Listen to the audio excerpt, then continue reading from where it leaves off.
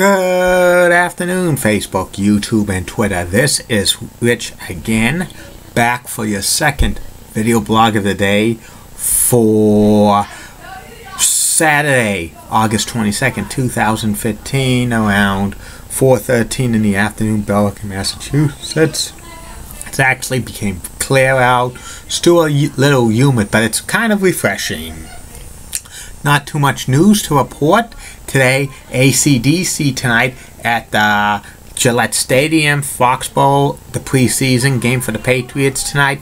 In New Orleans at the Superdome, you can see that game locally on WBZ TV4 or WMUR Channel 9 in Manchester, New Hampshire.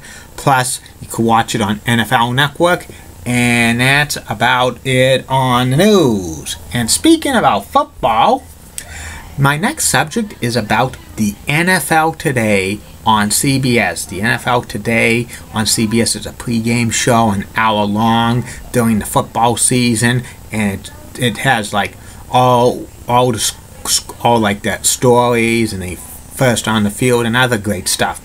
The NFL Today on CBS actually started in September of 1961 as a 15-minute pregame show called Pro Football Kickoff from the NFL stadiums where the games were being played on CBS, and it was hosted by Johnny Lujack, and he just summarized what was going to happen on today's game, some pregame interviews with the players and stuff like that. It was only 15 minutes, but it was real popular.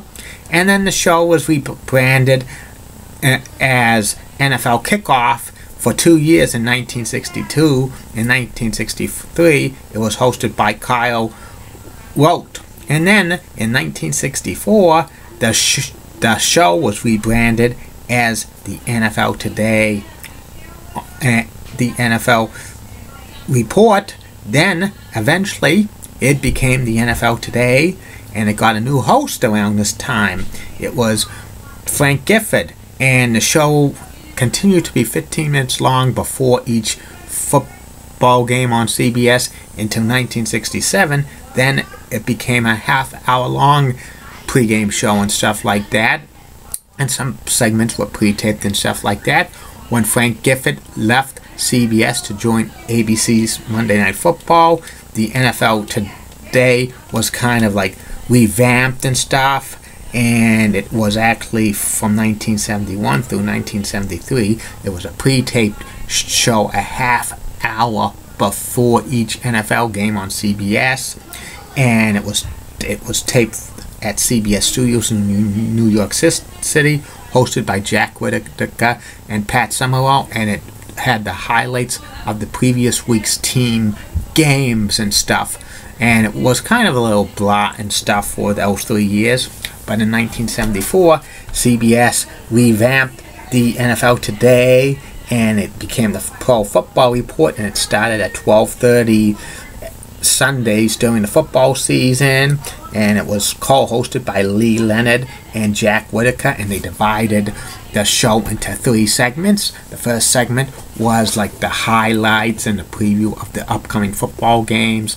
Then the second segment was like features and stuff of players and other issues in the NFL. And the third and final segment was broken down into going to the first on the field, going to like the regional NFL games, and the announcers chatting and stuff about the preview of the upcoming game.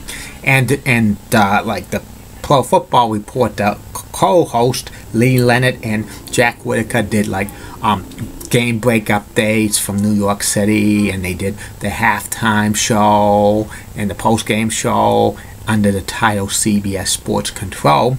And it was about a year that lasted into 1975 when the show was revamped again, and it reverted back to the name of the NFL Today.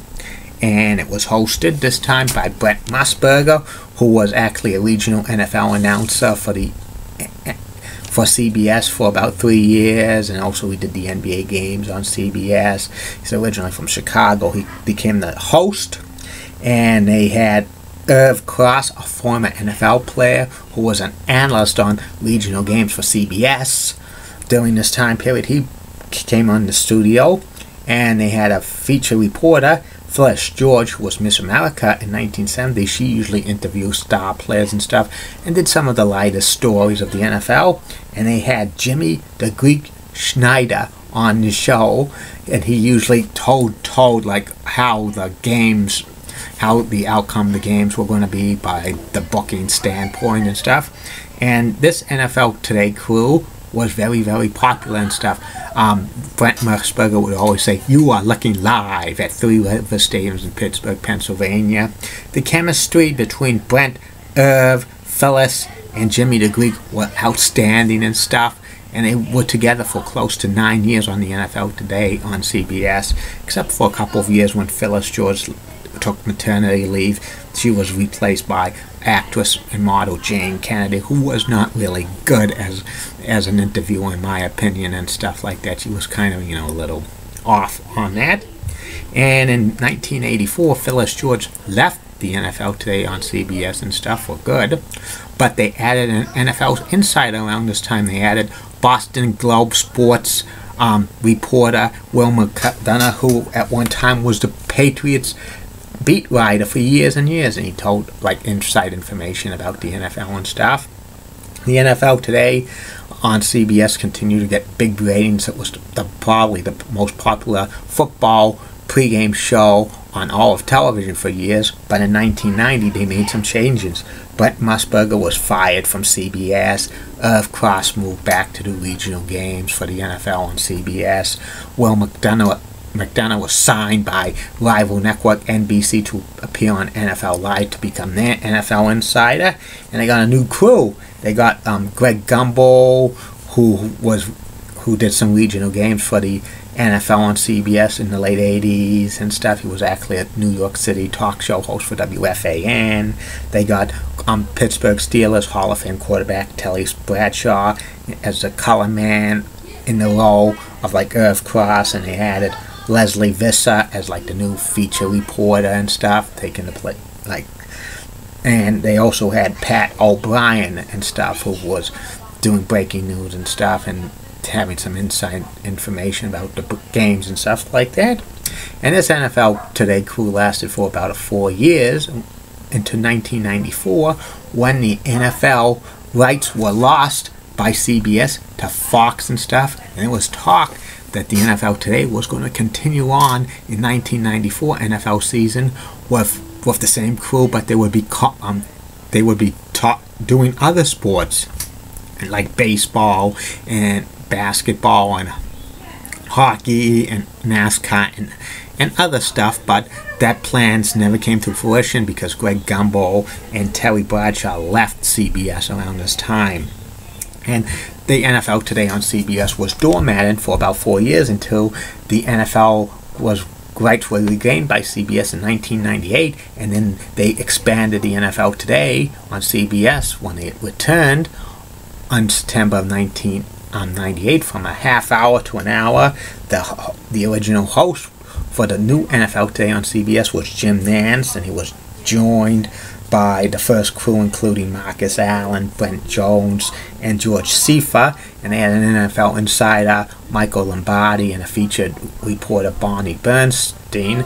Plus, they had a lot more features, including Chalk Talk, which they talk about like commentaries about NFL issues and stuff, and Outside the Huddle, with about like and predictions on how the games are going to be played. Plus, they did a segment about like previewing the day's games and stuff, and other stuff for an hour and stuff.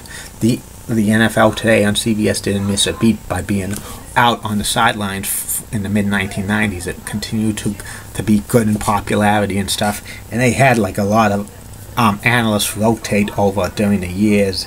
They had like Craig James and Jerry Glanville, Deion Sanders, Mike Ditka, and Dan Marino, Shannon Sharp, Bill Carlwood, and Boomer Esiason like rotate over the years on the NFL Today and CBS. And like in the early 2000s, they moved filming the NFL Today on CBS from the CBS studios in downtown Manhattan to just outside the building and stuff to get a feel and stuff, which became real popular and stuff. In 2004, Jim Nantz left as host of the NFL Today on CBS, and he was replaced by Greg Gumbel, and they swapped positions because Greg Gumbel was previously the #1 play-by-play announcer of NFL games on CBS, and Jim Nantz was, replaced him doing the games. Greg Gumbel, in my opinion, is much better like a studio host and a play-by-play announcer for the NFL games and stuff. He did okay, but he was much suitable for that, hosting the NFL Today on CBS. He only did it for 2 years.